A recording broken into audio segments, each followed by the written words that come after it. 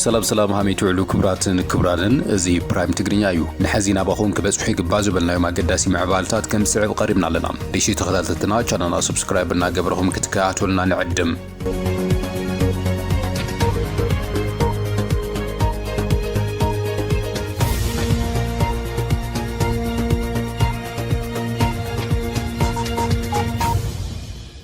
حابي وعلى كتكايد شباشب إزلا مغلم أبناي حاسيرن مأخلاين نوحن مواصو تقراي كتمكريا تباهلوم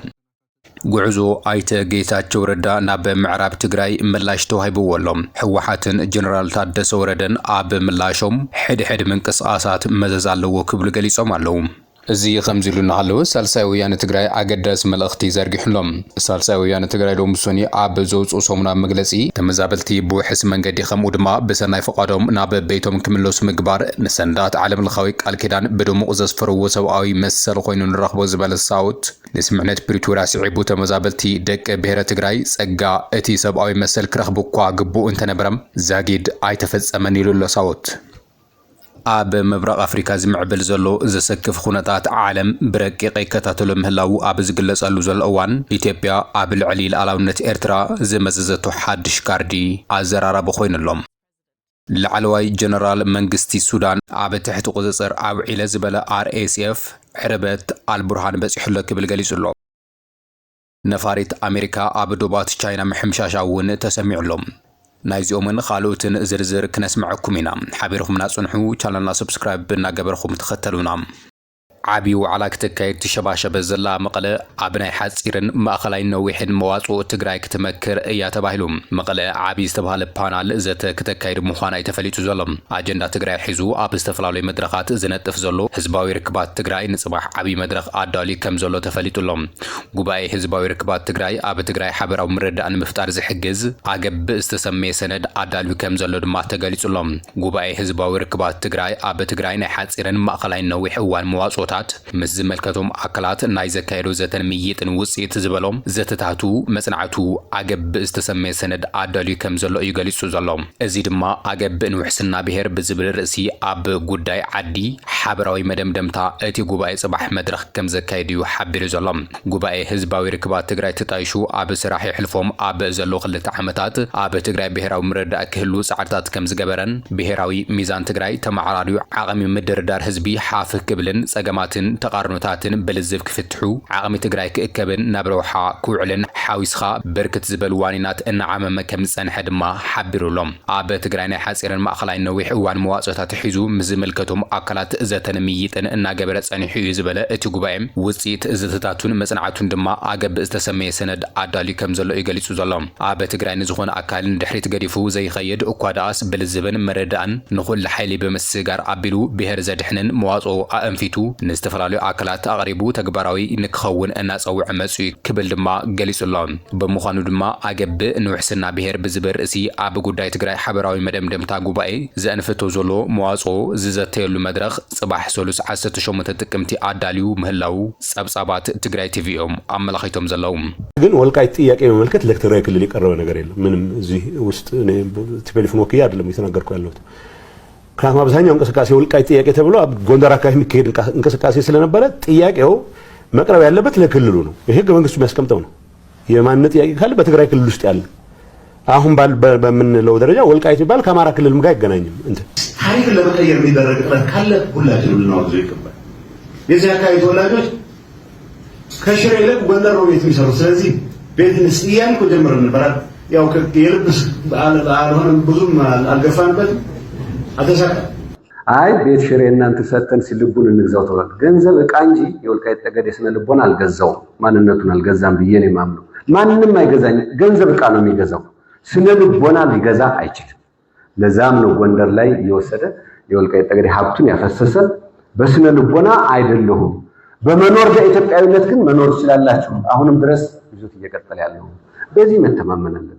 አብ ዞባ ምዕራብ ትግራይ ዝምዕብሉ ዘለው ምንቅስቃሳት ቀልቢ ብዙሓት ሲሕቦም ኣለው መንግስቲ ፌደራል ግዛት ትግራይ ናብ ንወረ ምሕደሩ ክምልስ እናተገበም ይኹን እምበር ብሓደ ገጽ ኣጽዋራት መዓልታዊ የመላልስ ብኻልእ ገጽ ድማ ኣይተ ጌታቸው ረዳ ናብቲ ዞባ ብምልኣኽ ፖለቲካዊ ቁማር ኣብ ምጽዋት ተጸሚዱ ከም ዘሎ ተዓዘብቲ ገልጾም ብርገዝ ጉዳይ ዞባ ምዕራብ ትግራይ ብሔራዊ ረብሓ ትግራይን ንደረደር ዘይቀርብ እዋኒን ትግራዋይ ምዃኑ ይፍለጥ እዮም። ይኹን እምበር መንግስቲ ፌደራል መቐጸልታ እቲ ምዕራብ ትግራይ ኣይምልከተኩምን ዝብል ቋሙ ብዝተፈላለየ መንገድታት እናገለጸ ምዃኑ ይፍለጥ። ኣማኻሪ ጉዳያት ምብራቕ ኣፍሪካ ኣይተ ጌታቸው ረዳ ብለውኽቶ ብልጽግና ናብ ሕሙራ ኣቐኒዑም ምስቶም ኣብ ዓለም ለኻዊ ትካላት ሽሞም ተጸሪሑ ጀኖሳይደራት ተባሂሎም ዝተሰየሙ በዓለ ደመቀ ዘውዱ ከም ዝውዓለ ተቃሊሑ እዩ። ጻዕሪ ኣይተ ጌታቸው ረዳ ዝንእዱ ከም ዘለው ኮይኖም መሰረታዊ ሕቱታት ክምለሰሎም ዝሓተቱ ተጋሩ ወገናት ግን ኣለው። ኣይተ ጌታቸው ረዳ ነበር ፕሬዝደንት ግዝያዊ ምምሕዳር ትግራይ ኣብ ዝነበረል እዋን ከሳልጦም ካብ ዝግብኡ ዝነበሩ ዕማማት እቲ ዋና ጉዳይ ተመዛበልቲ እኳ እንትኾነም ብምኽንያት ውድቀት መሪሕነቱ ካብ ትግራይ ናብ ኢድ ብልጽግና ምእታው ግን ዝፍለጥ እዩ። ድሕሪ እዚ ኣይተ ጌታቸው ረዳ ትግራይ ዝውክለሉ ምኽንያት ከም ዘየለ ተንተንቲ ይገልጹ እዮም። ይኹን እምበር ብልጽግና ምስ ሕወሓት ዝኣተው ውዕሊ ፕሪቶሪያ ናብ ሓደ ውልቀ ሰብ ኣይተ ጌታቸው ብምዛር ነቲ ውዕሊ ንፖለቲካዊ ሸቐጥ ይጥቀመሉ ከም ዘሎም ዝፍለጥ እዩ። ኣይተ ጌታቸው ረዳ ናብ ሕሙራ ቐኒዑ ተመዛበልቲ ክምለሱ ዝቲ ዘሎ ንመን ወኪል እዩ ዝብል ሕቶ ካብ ተጋሩ ይቐርብ ኣሎ። ኣይተ ጌታቸው ረዳ ከም መጠን ምሁር ትግራዋይ ስለ ትግራይ ረብሓም ይማጎት ኣሎ እኳ እንተበልና ምዕራብ ትግራይ ዘመሓደረ የመሓድሮ ከም ዘይግድሾን ምዕራብ ግዝኣት ትግራይ እዩ ኢሉ ከም ዘይኣምንን ብዕሊ ገሊጹሎም። በተመሳሳሊ ካብ ትግራይ ብምሕዳር ሒዝኻ ምእታው ዝብል ኣካይዳ እውን ብፍጹም ከም ዘይቀበሎ ገሊጹሉ ኣይተ ጌታቸው ረዳ እዚ ማለት ድማ እቲ ተተኺሉ ዘሎ ናይ ወረርቲ ምምሕዳር ከይፈርስ ምክልኻል እዩ ዝብሉ ተንተንቲ እቲ ዓለም ለኸ ትካላት ብሽሙ ብምጽራሕ ኣብ ምዕራብ ትግራይ ጽንተት ዝፈጸመ ደመቀ ዘውዱ ብሕጊ ተሓታቲ ክኸውንን እቲ ዝመርሖ ዘሎ መሓወር እውን ካብ ምዕራብ ትግራይ ክወፅእን ብወገን ተጋሩ ዝሕተት እኳ እንትኾነ ይኹን እምበር ብሽም ንሕወሓት ምቋም ኣብ ልዕሊ ህዝቢ ትግራይ ገበን ዝፈጸሙ ኣካላት ነጻ ብምግባር ብሔራዊ ረብሓ ህዝቢ ትግራይ ምቁማር አጀንዳ ብልጽግና ብምዃኑ መልሲ ክረክብ ኣይኽኣልን ይብሉ። ኣብ መቐለ ብልሹ ምሕደራ ስለ ዘሎ ምዕራብ ትግራይ ካልእ ኣካል የመሓድሮ ጌጋ እዩ ዝብሉ ተንተንቲ ትግራይ ኣብ ሓደ ኮይና ከይተቆርመመት ክትመሓደር ኣለዋ፣ ፖለቲከኛታት እውን ግዝኣት ሓድነት ትግራይ ከጽንዑ ኣለዎም ይብሉ ተንተንቲ። ፕሬዝደንት ግዝያዊ ምምሕዳር ትግራይ ጀነራል ታደሰ ወረደ ኣብ ዞባ ደቡብ ትግራይ ምስ ህዝቢ ኣብ ዘካየዱ ዘተ ብዛዕባ ምዕራብ ትግራይ ንዝተሓተቱ ሕቶ ምላሽ እንትህብ ጉዳይ ምዕራብ ትግራይ ኩሉ ዝከታተሎ ዘሎ ጉዳይ ምዃኑ ብምልዓል እቲ ዝግበር ዘሎ ኣካይዳታት ከም ዝቆሞ እዩ ገሊጹ ዘሎ። ተመዛበልቲ በብውልቀ ክምለሱ ጌርኻ አጀንዳ ንምዕጻው ይስራሕ ከም ዘለዎ እውን ፕሬዝደንት ታደሰ ወረደ ገሊጹ እዩ። ወሲኹ ድማ ንሶም እቲ ግዝኣትን ትግራይ ንዘይምምላስ ዝግበር ዘሎ ሕድሕድ ስጉምቲ እናተኸታተለ ምላሽ ከም ዝህበሉ እዩ ገሊጾም። ብትግራይ ደረጃ ከምተውዚ ዘሎ እንዶ ሕምስምስ ዝበለ ነገር ኣይኮነ ኣብ ምዕራብ ትግራይ ከም ብሎክ በቃ ከይተኣቱ ሓሊፉ እውን ተመዛበልቲ በይኖም ኣትዮም ከም ገለ ገይሮም ንዖም ኣትዮምስ ካብኡኒ ኣጀንዳ ክዓጽሙ እውን ይደልዩ ኣለዉ ከምኡ ዓይነት ምንቅስቓስ እውን ኣሎ። ስለዚ ካብ ምንታይ ኣንጻር ክርኢ ኣሎ በብነብሶ ከፈት ክንኸዶ ንኽእል ርሕቐት ክነብል ኣለና ክንኸይድ ኣለና። እዚ ግን ዘሎ ሽግር ግን ናይ ኮማንድ ፖስት ጥራሕ ዘይኮነስ ኣብዚኣ ኮማንድ ፖስት ይልኩም ኣለዉ ኣብ ጸለምቲ ካሊእ እያ ኣብ ምዕራብ ካሊእ እያ ዘላ ተደሚሩ ክረኣይ ከሎ ድማ ናይ ሉኣላውነት ሕቶ ናይ ሉኣላውነት ጉዳይ ዝኸውን ታዋና ክትፍታሕ ዘለዋ ድማ ንሳ እያ። ስለዚ ዝለዓለ እዩ ዘለና ሽግር ንምባል እዩ ከመይ ጌርና ኢና እዚ እናፈታሕና ንኸይድ እሳ እዩ ምእንተ ክስታይ ክንብል ምእንተ ሰላም ክንብል ምእንተ ድኽመትና ክንወግድ ክንብል ምእንተ መእተው ዝኾን ናይ ደገ ሓይሊ መእተው ዝኾን ዕዳግ ክነጽብብ ክንብል እታ ውሽጥና ንሰርሖ ነገር ክህሉ እዩ። ዓብዪ ኣሳይመንት ኣብ ደቡብን ዓብዪ ኣሳይመንት ደቡብ ምብራቕ እውን ዓብዪ ኣሳይመንት ምብራቕ እውን ኣብ ኩሉ ትግራይ እውን ማለት እዩ። ሕዚ ክንዲ ዝከኣል በቃ ኩናት ንምትራፍ ኩሉ ፃዕርታት ክንገብር ኩናት ከይህሉ ነገር ኩሉ ፃዕሪ ክንገብር ኣለና ኩሉ ዝግበር ክንዳሎ እንድሕር ኮይንና እውን ምእንታን ኩናት ከይትህሉ እያ ክትኸውን ህወሓት ኣብ ጉዳይ ተመዛበልቲ ኣድሂቡ ዘውፅኦ መግለፂ ብወገኑ ጉዳይ ተመዛበልቲ ትካላዊ መስርሕ ክኽተል ይግባእ ክብል ይገሊጹ ዘሎ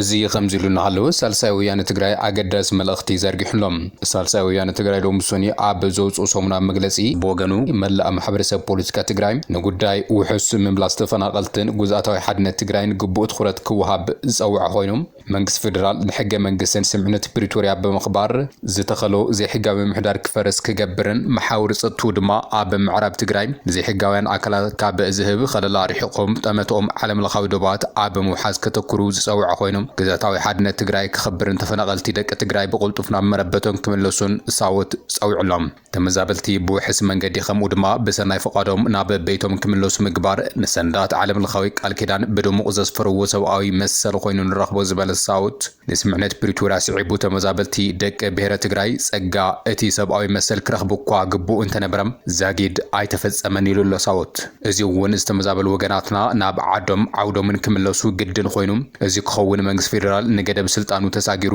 ዘቆሞ ዘይሕጋውን መምሕዳር ከፍርሶ ድማ ቀዳማይ ዕማሙ ክኾን ይግባእ ነይሩ ይብል እዚ ብሓያሎ ገበን ዝተላቀየ ገበነኛ መምሕዳር ህይወት ማዕልያ ዘብሎም ንጹሓት ደቂ ትግራይ ብዘስካሕክሕ መንገዲ ዝበልዐ ካብ ምዃኑ ብተወሳኺ ዛጊድ ኣብ ጎብጣን ኣብ ልዕሊ ዝርከብ ህዝብና ዝፍጽሞ ዘሎ ገበን እውን ኣይሂማዓት ኮይኑ ረኽቦ ይብል ሳልሳይ ወያነ ትግራይ ኣብ ዝሃቦ መግለጺ ዓለም ለኸ ትካላት ሰብኣዊ መሰል ከይተረፈ ብዝፈጸምዎ መስካሕክሒ ገበን ተሓታትነት ዝጽበዩ መራሕቲ እዚ ገበነኛ ምምሕዳር ክሳብ ሕዚ ብባርኾት መንግስቲ ፌደራል ይዕንድሩ ከም ዘለዉ ሳልሳይ ወያነ ትግራይ ይኣምን ዝበለ ኮይኑ ኣብ ልዕሊ ዞም ገበነኛታት ተሓታትነት ንግዚኡ ዋላ እኳ ተደንጎም ካብ ዝሓዝዎ ዘይሕጋዊ ስልጣን ክእለዩ ምግባር ተፈናቀልትና ናብ ቤቶም ብውሕስ መንገዲ ምምላስ ኣብ ዝግበር ጻዕሪ ናይ ባዕሉ ኣወንታዊ ጽልዋ ከም ዝህልዎ ሳልሳይ ወያነ ትግራይ ኣሚኑ መላእ ማሕበረሰብ ፖለቲካ ትግራይ ንጉዳይ ውሕስ ምምላስ ተፈናቀልትን ግዛታዊ ሓድነት ትግራይን ግቡእ ትኩረት ክህብ ዝፀውዐ ሳውት መንግስቲ ፌደራል ንሕገ መንግስትን ስምዕነት ፕሪቶሪያ ብምኽባር ዝኽተሎ ዘይሕጋዊ ምምሕዳር ክፈርስ ክገብርን መሓውር ፀጥቱ ድማ ኣብ ምዕራብ ትግራይ ንዘይሕጋውያን ኣካላት ካብ ዝህብዎ ከለላ ርሒቆም ጠመቶም ዓለም ለኻዊ ዶብ ናብ ምግባር ምውሓዝ ከተኩሩ ክገብር ፀዊዕሎም ህዝቢ ትግራይ መንግስቲ ኢትዮጵያ ንዝኣቱ ስምዕነት ክትግብር ሰላሕታዊ ጆኖሳይድ ከብቅዕ ወረርቲ ሓይልታት ክወፁ ውሕስኑ ተሓልዩ ናብ መረበቱ ክምለስ ኣብ ሞትን ስቃይን ኮይኑ እውን እንተኾነ ብትዕግስቲ ወግሕ ፀብሒ ይልምን ኣሎ ክብል ህወሓት ገሊፆም እንተኾነ መንግስቲ ኢትዮጵያ ስምዕነት ፕሪቶሪያ ካብ ዝፍረም ሳልሳይ ዓመቱ ኣብ ዝደፍነሉ ዘሎ እዋን እውን እንተኾነ ብሞትን ስቃይን ህዝብና ፖለቲካዊ ኣሻጥር ኣብ ምስራሕ ተጸሚዱ ኣሎ ክብል ድማ ህወሓት ከሲሱሎም ከም ውፅኢቱ ነዚ ኣባይ መርገፂ መንግስቲ ኢትዮጵያ እቶም ብሰናይ ድሌቱ ዘዋፈሮም ምዕራብ ትግራይ ውሪሮም ዝሓዙ ዕጡቃት ኣብ ጉዳይ ተመዛበልቲ ህዝቢ ትግራይ ንምድንጋር ዝሓዝዎ ስልቲ ጽቡቕ ይሳኽዐሎም ከም ዘሎም ብድፍረት ኣብ መድረኻት እንትዛረቡ ይስምዑ ኣለው ዝበለ ህወሓት ነዚ ናይ ምድንጋር ስልቲ ከም ድኹዒ ኮይኑ የገልግሎም ዘሎ ድማ ጅለ ብሔራዊ ክህደት እዩ ዝበሎ ኣካል እዩ ኸሲሱ ዘሎም እዚ ጉጅለ ቅድም ክብል ኣብ ስልጣን ግዜያዊ ምምሕዳር ኮይኑ ብዝፈጸሞ ብሔራዊ ክህደት ኣብ ክንዲ ምንሳሕ ብቃንዛ ህዝብና እሙን መገልገሊ መንግስቲ ኢትዮጵያ ክኾን ዝገበረ ዘሎ ምንቅስቃስ ዝሕዝን ፍጻመ ክብል ገሊፅዎም እዚ እውን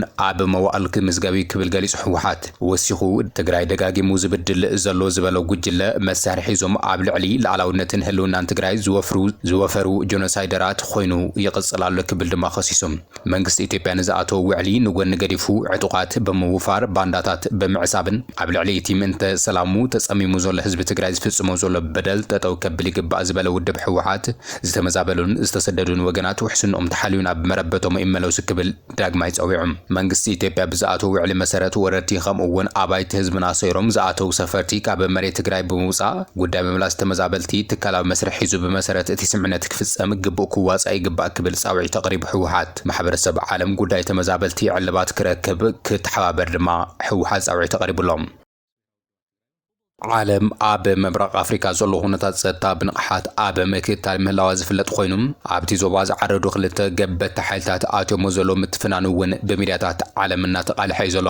ኤርትራ ድሕሪ 34 ናይ ናጽነት ዓመታት ጉዳይ ህልውና ኣብ ሕቶ ምልክት ኮይኑ ተቐልቂሉሎም ኣብ ዝሓለፉ 2 ዓመታት ኢትዮጵያ ዘለዓለቶ መሰል ዋንነትን ተጠቃምነትን ኣፍ ደገ ባሕሪ ኣብ ጎረባብቲ ሃገራት ስጋት ፈጢሩ ከም ዘሎም ዝፍለጥ እዩ ብላዕለዎትን መራሕትን መንግስታዊ ይኹን ንሰልፊ ብልጽግና ፀግዒ ዝሓዛ ማዕኸላት ዜና ዝውሃብ ዘሎ መግለጽታት ብፍላይ ድማ ኣብ ልዕሊ ኤርትራውያን ሓያል ቁጥዕ ፈጢሩ ምህላው ዝፍለጥ እዩ ብወገን ኤርትራ ክወሃብ ዝጸንሐ ወግዓዊ ግብረ መልሳት መግለጽታትን ኢትዮጵያ ታሪክ ኣዘንቢዑ ንላዕላውነትን ናጽነትን ኤርትራ ዝዳፈር ተኽታኺ ምዃኑ ዘመላኽት እዩ ክብሉ ድማ ይገልጹሎም ላዕለዎት መራሕቲ ኣዲስ ኣበባ ብፍላይ ካብዚ ዝሓለፈ 2 ዓመታት ኣትሒዙ ክህብዎ ጸንሑ መግለጽታት እቲ ንኢትዮጵያ ብዘይ ኣፍ ደገ ባሕሪ ዘትረፈ ንላዕላውነት ኤርትራ ዝሃበቱ ኣፍልጦ ብመሰጋገሪ መንግስቲ ዝተወሰነ ምዃኑ ክእረም ከም ዘለዎ ዝእምት እዩ ኢትዮጵያ ኣብ እዋን ምምሕዳር ኣቶ መለስ ዜናዊ ንኤርትራ ዝሃበቱ ኣፍልጦ ክትስርዞ ወይ እውን ክትስሕቦ ትኽእል ድያ ሳዕቤኑ እንታይ ክኸውን ይኽእል ዓለም ለኻዊ ሕግታትን ውዕላትን ከምኡውን ክኢላታት ዓለም ለኻዊ ዝምድናታትስ እንታይ ብሉ ብዝብል ቢቢሲ ዘቐረቦ ትንታኔ ዋና ጭብጡ ናባኹም ክነብሎ ኢና ድሕሪ 2010 ናብ ኢትዮጵያ ዝመጸ ለውጢ ስዒቡ ኣብ ልዕሊ ትግራይ ኩናትን ምእዋጅ ናይ ሓሶት ሰላም ብምፍጣር ዓለም ዘታለሉ ናይ ምብራቕ ኣፍሪካ ገበቲ ሓይልታት ድሕሪ ጆኖሳይድ ትግራይ ኣብ ፍጥጥ ኣትዮም ወግዒ ጸብሒ ኣብ ንትርኽ ምህላዎም ዝፍለጥ እዩ ብፍላይ ድማ ኣብይ ኣሕመድ ኣብ ጉዳይ ሕዶ ኣብ ደገ ባሕሪ ዘልዕሎ ዘሎ ኣጀንዳታት ንኤርትራ ሕማም ርእሲ ኮይኑዋ ይቕጽል ምህላው ዝፍለጥ እዩ ቀዳማይ ሚኒስትር ኣብይ ኣሕመድ ብ3 ሐምለ 2025 ኣቋጽር ኣውሮፓውያን ንፓርላማ ሃገሩ ኣብ ዝሃቦ መብርሂ ኤርትራ ላዕላዊት ሃገር እያ ብግዲ ኣካል ኢትዮጵያ ክትኸውን ኣይንደልን ኢና ላዕላዊት ሃገር ክትኸውን መሰል እዩ ይኹን እምበር ኢትዮጵያ እስርቲ ጂኦግራፊት ኮይና ኣይትነብርን እያ ብምባል ጉዳይ ቀይሕ ባሕሪ ታሪካዊ ጌጋ ምዃኑ ገሊጹ እዩ ንሱ ቀይሕ ባሕሪ ናይ ትማሊ ጌጋ እዩ ዝተፈጠረ ጌጋ ን30 ዓመታት እዩ ክንርሞ ኢና ብምባል ኢትዮጵያ እውን ላዕላዊት ሃገር እያ ኣፍ ደገ ባሕሪ እንታይ ዘይረኺባ ግን ሃገር ክትኸውን ኣይትኽእልን እያ ድሕሪ ምባል ብኣቶም ወገን ክኽበር ኣለዎ ክብል እንተኾነ ብመግለጽታት ናይ ተቐዳማይ ሚኒስትር ዝተባብዑ ዘለዉ ወታደራውያን ኣዘዝትን ላዕለዎት ሰበስልጣናት ንኣፍልጦ ላዕላውነት ኤርትራ ኣብ ሕቶ ምልክት ክሳብ ምእታው በፂሖም ከም ዘለው ዝፍለጥ እዮም ሻዕብያ ብወገኑ ኣብ ዝሓለፈ ወርሒ ኣብ ዝሃቦ ግብረ መልሲ ላዕላውነት ኤርትራ ብኣህጉራዊ ሕግታት ዝተደንገገ እዩ ክብል ገሊጽዎ እዩ ነዚ ምድፋር ቀይሕ መስመሪ ክብል ድማ ወሲኹ ኣስሚሩሉ ኣብ መንጎ ክልቲኦም ሓይልታት ዝቕጽል ዘሎ ወጥሪ ናብ ኩናት ከምርሕ ዶ ይኽእል ኢትዮጵያ ላዕላውነት ኣፍልጦ ኤርትራ ክትስሕብ ዶ ትኽእል ንዝብል ምላሽ ዝሃበ ኣየርላንዳዊ ተንታኒ ዓለም ለኻዊ ሕግታት ግን ኣብ ልዕሊ ላዕላውነት ሃገራት ፀቕጢ ይፈጥር ጥራሕ ዘይኮነስ ክኽበር እውን ክከላኸል ክብል ገሊጽዎሎም ኣብ 1945 ንጸደቐ ቻርተር ሕቡራት ሃገራት አንቀጽ 2 ንኡስ አንቀጽ 1 ከም ዝብሎ ኩለን ኣባላት ኣብ ዓለም ለኻዊ ዝምድናታት አንጻር ግዝኣታዊ ሓድነትን ፖለቲካዊ ናጽነትን ዝኾነት ሃገር ኣብ ስጋኣት ካብ ምዃን ወይ እውን ሓይሊ ካብ ምጥቃም ወይ ድማ ዕላማ ሕቡራት ሃገራት ዝጻባእ ዝኾነ ኣገባብ ክቁጠባ ይግባእ ዝብል ድንጋጌ ብምጥቃስ እቲ ጉዳይ ኣብ መንጎ ኢትዮጵያን ኤርትራን ጥራሕ ዘይኮነስ ዓለም ለኻዊ ጉዳይ ክብል እቲ ኣየርላንዳዊ ተንታኒ ገሊጹሎም ይኹን እምበር እቲ ተንታኒ ኢትዮጵያን ኤርትራ ዝተዋሃበ ኣፍልጦ እንተሰሪዛቶ ሳዕቤኑ ቀሊል ኣይኮነን ኮታስ ከቢድ ሳዕቤኑ ዘለዎ ብምባል ብቐጥታ ኩናት ከጀምር ዝኽእል ጉዳይ ክብል ገሊጹሎም ብዘይካዚ ኣፍልጦ ምስራዝ ዞባዊ ዘይምርጋእ ብምስዓብ ኣራግፅን ውድድር ሓያላት ሃገራትን ክዕድም ከም ዝኽእል ድማ ገሊጹሎም ኣብ ግዜ ሽግግር መንግስቲ ኮይና ዋላ እኳ ንኤርትራ ኣፍልጦ ሃገር እንተሃበት ኣብ 1993 ዝሃቦ ኣፍልጦ ዘይቀልበስ ክኸውን ይኽእል እዩ ክብል ድማ ገሊጹሎም ኢትዮጵያ ንኤርትራ ዝሃበቱ ኣፍልጦ ምስራዝ መሰረት ዘይብሉ እዩ ብሕጊ ክሳብ ዘይነጸረ መሰጋገሪ መንግስታት ከምኡውን ዋላ ህዝባዊ ልዝብ ዘይተገበረሉ ናይ ወጻኢ ፖሊስ ውሳነታት ከም ናይ ሃገር ውሳነታት ተገይሮም ክውሰዱን ከምኡውን መብዛሕትኡ እዋን ዘይቀየሩን እዮም ክብል ገሊጹሎም ብዘይካዚ ኤርትራ ኣብ ሕቡራት ሃገራት ሙሉእ ኣባልነት ስለ ዘለዋ ብኢትዮጵያ ዝግበር ምስራዝ ኣፍልጦ ክልቲኣዊ ፀጥታዊ ሳዕቤን ክህልዎ ይኽእል ክብል ገሊጹሎም ይኹን እምበር ኤርትራ ኣብ ዲፕሎማሲ ኣዝያ ተዳኺማ ከም ዘላ ዝፍለጥ ኮይኑ መንግስቲ እቲ ሃገር ድማ ኣብ ጉዳይ ጎበጣ መሬት ዩክሬን ነታ ወራሪት ሩስያ ምድጋፉ ንብዙሓት ኤርትራውያን ዝሰክፍ ኩነታት ኮይኑሎም እዚ ድማ ዝጋጨው ይክብሉ እቶም ተንተንቲ ኤርትራውያን ይገልጹሎም ኤርትራ ንሃገርነት ፍልስጤም ኣፍልጦ ዘይመሃባ እውን ኣቓልቦ ብዙሓት ስሒቡሎም እዚ ከምዚሉ ንሃለው እምበኣር በሐምዳን ዳጋሎ ሕሚት ዝምራሕ ፍሉይ ሓይሊ RSF መሐመድ ኣሕመድ አልቃድር ኣብ ትሕቲ ቁጽር ኣውዒልዎ ዘሎም እቲ የማናይ ኢድ ፕሬዝደንት ሱዳን ዓብደልፈታህ አልቡርሃን ምዃኑ ዝንገር ጀነራል አልቃድር ኣብ ቁጽር ዝውዓለ ብRSF ኣብ ሰሜናዊ ክፍሊ ዳርፉር ኣብ ዝወሰዶ ደምሳሳይ መጥቃዕቲ ንስትራቴጂካዊት ከተማ አልፋሸር ድሕሪ ምቁጽጻር ምዃኑ ተገሊጹሎም ኣብ ዝካየድ ዘሎ ውግእ ዘመነወት ድሮናት ዝተዓጠቐ ሰራዊት ሐምዳን ዳጋሎ ኣብ ልዕሊ ሰራዊት መንግስቲ አልቡርሃን ልዕልነት ከም ዝሓዘ ዝሓበረ አልጀዚራ መንግስቲ አልቡርሃኒ ወታደራውን ፖለቲካውን ደገፍ ዝገበራ ጉራብቲ ሃገራት ቀጥታ ወታደራዊ ዒላምኡ ከም ዝገበረን RSF ገብ ዘጠንቀቐ ድማ ኣፍሊጡ ኣብቲ ትማሊ ዘውፅኦ መግለጺ